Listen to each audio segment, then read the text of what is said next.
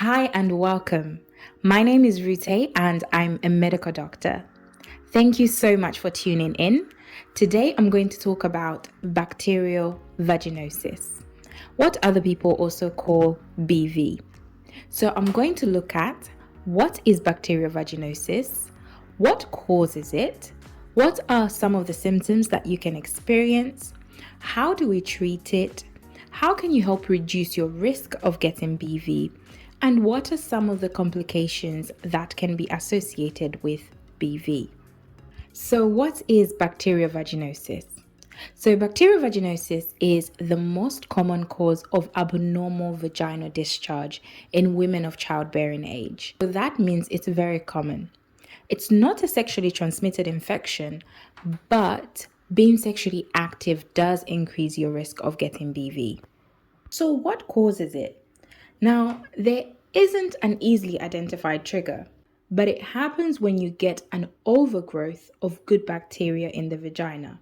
This overgrowth of the good bacteria alters the normal vaginal flora, making the environment less acidic. So what are some of these things that can make the vaginal environment less acidic? So these are things like vaginal products, using deodorant around the vulva, using vaginal washes, bubble baths, antiseptics, shampoos, strong scented soaps. All these things can disturb the normal vaginal flora and increase your risk of VV.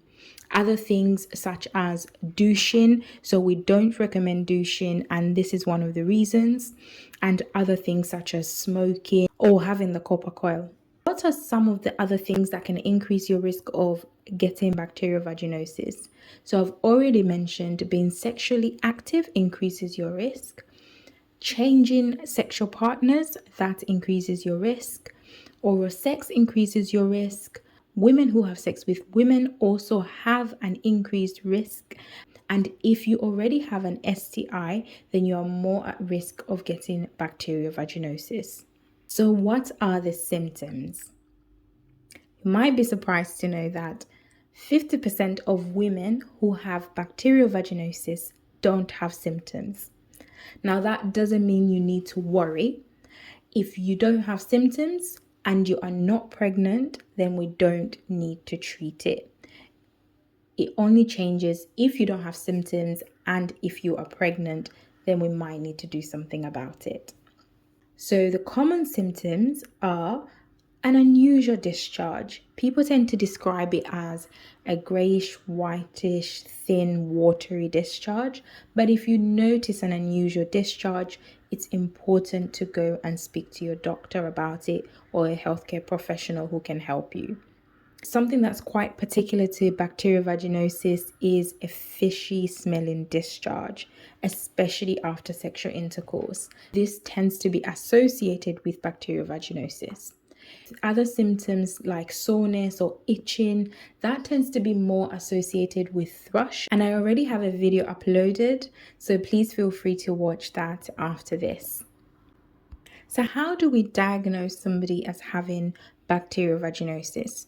So we'll get the story from you. So you tell us the symptoms that you're experiencing. After we've asked you questions, we might need to examine you. So that might involve having a feel of your tummy, depending on the symptoms that you've described. The other thing is taking a swab. Now, there are two things that we can do with the swab. So one of them is testing the pH. Now, remember I had mentioned before that bacterial vaginosis, the environment becomes less acidic. So we'll be looking at a higher pH. So once we've taken a swab, we can test the pH of that discharge, and if it's raised, that might indicate that you have bacterial vaginosis. But a raised pH doesn't mean that you have bacterial vaginosis, because there are other conditions that can cause a raised pH, like trichomonas, which is a sexually transmitted infection. So we rarely do a pH test in practice. You might find that this is something that you might buy over the counter, but it's really important to note that a raised pH doesn't necessarily mean that you have bacterial vaginosis.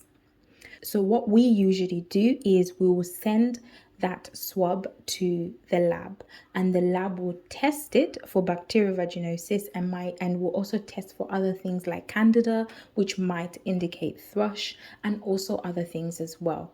So the two things we can do with a swab, but we'll send it to the lab, and if you've got bacterial vaginosis, then we'll give you a call and we will begin treatment. Because of the type of symptoms that come with bacterial vaginosis, we want to make sure we give you the right treatment, and so we tend to wait for the swab before we treat you. So what are the treatment options? So it's quite simple. We treat with oral antibiotics as the first line. But if for some reason you can't have oral antibiotics, whether you're allergic or it interacts with other medications you might be on, then we can try topical antibiotics, which you put in the vagina to treat the infection. It's really important to note that we don't need to retest you. Once you've been treated, we don't need to retest you to see if it's been cured. We rely on you to tell us if the symptoms have not gone away after treatment, then it's important for you to come back and let us know. Or if they've gone away and then after some time the symptoms come back again, then it's important for you to come back, because being treated once for bacterial vaginosis doesn't mean that you can't get it again. It's quite common actually to get bacterial vaginosis again and needing treatment. If you are getting it a few times a year, then we'll need to review, what exactly is happening, what might be the things that are increasing your risk of getting bacterial vaginosis, and is it something that you might need to be referred to the gynecologist. So what are some of the risks associated with having bacterial vaginosis? If you already have a sexually transmitted infection, for example, chlamydia, then that increases your risk of getting bacterial vaginosis. Also, bacterial vaginosis increases your risk of sexually transmitted infections and increases your risk of complications in pregnancy, which is why I mentioned that if you're found to have bacterial vaginosis in pregnancy, then it's something that the obstetrician will review. So what are some of the things that you can do to reduce your risk of getting bacterial vaginosis? So making sure that you're not using perfumed soaps, strong soaps, bubble bath shampoos, shower gels around the vulva. Making sure that you're just using water and plain soap to wash around the vulva.